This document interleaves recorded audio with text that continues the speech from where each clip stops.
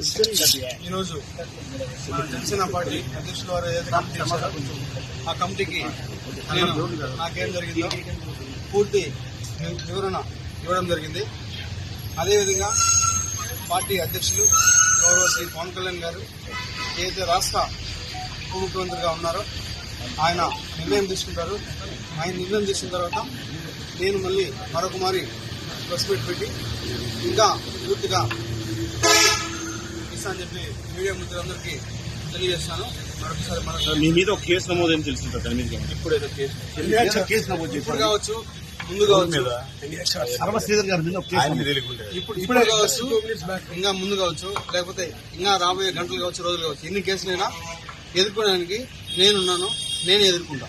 వాళ్ళు 100 కేసులు పెట్టినా కూడా నేను వాళ్ళకి క్లారిటీగా విత్ పిన్ టు పిన్ ఇప్పుడు ఏదైతే కమిటీకి ఇచ్చానో అదే విధంగా నేను మళ్ళా కోర్టుకు కావచ్చు, లేకపోతే ఇంకేదైనా కమిటీకి కావచ్చు, చట్టపరంగానే నిర్ణయాలు తీసుకోవాలని చెప్పి నేను ఈరోజు మీ మీడియా మిత్రులందరికీ తెలియజేస్తాను.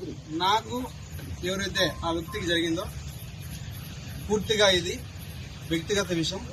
దయచేసి ఎవరు కూడా పార్టీలకి వద్దొద్దు.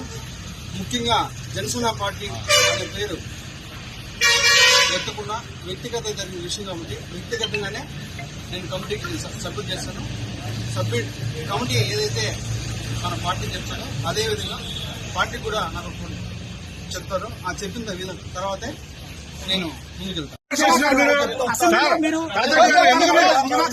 ఎందుకు కాంట్రవర్సీ చేస్తున్నారు మీరు ఎంత కాంట్రవర్సీ చేస్తున్నారు? సార్ ఆయన మళ్ళీ రెగ్యులర్ గా ఎప్పుడు చెప్పండి. ఎప్పుడైతే కమిటీ నుంచి పార్టీ నుంచి ఆదేశాలు వస్తాయో మరి అప్పుడే నేను ప్రజల్లోకి వస్తాను. సార్ మీ అసెంబ్లీ వీడియో నిజమా కాదా? అసెంబ్లీ వీడియో మీరు నిజమా కాదని మీరు చూశారు. దానికి కూడా నేను కమిటీకి క్లారిటీ ఇచ్చాను. ప్రూఫ్స్ కూడా సబ్మిట్ చేశాను. కమిటీ ఏదైతే డెసిషన్ తీసుకున్న తర్వాత మళ్ళీ నేను ఒకసారి ప్రెస్ మీట్ పెట్టి ప్రతి ఒక్క మీడియా మిత్రుడికి నేను విడమర్చి విత్ ప్రూఫ్స్ తో కూడా మళ్ళీ సబ్మిట్ చేస్తాను.